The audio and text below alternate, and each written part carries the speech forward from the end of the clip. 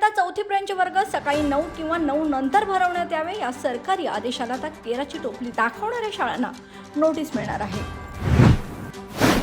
पांढरा ration card धारकांना योजनेत समाविष्ट करण्यासाठी शासकीय परिपत्र काढले आहे। या योजनेमध्ये इतर रेशन कार्ड धारकांप्रमाणे पांढरा रेशन कार्ड धारकांना सुद्धा 5 लाखापर्यंत मोफत आरोग्य सेवा उपलब्ध करून दिली जाणार आहे। काहीही करा पण जमीन विकू नका, जमीन विकू नका, मार्ग आपण काढू असा मोलाचा सल्ला शरद पवारांनी गावकऱ्यांना दिलाय।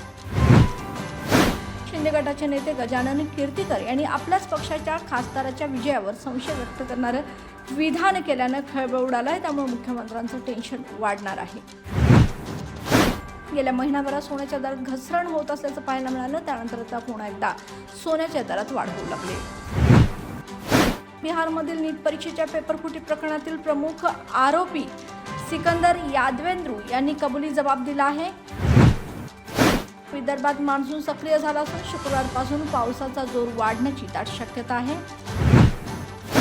भाजपच्या 412च्या घोषणेपासून ते मी राष्ट्रवादी काँग्रेस बरोबर आहे इथपर्यंत विविध विधानांमुळे छगन भुजबळ यांच्याबाबत राजकीय वर्तुळात चर्चा रंगल्या आहेत।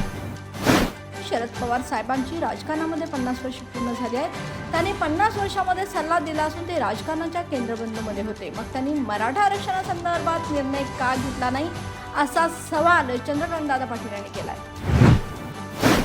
लक्ष्मण हाके यांनी उपोषण मागे घ्यावं, ओबीसी आरक्षणाला धक्का न लावण्याची सरकारची भूमिका आहे असं वक्तव्य गिरीश महाजन यांनी केलं आहे।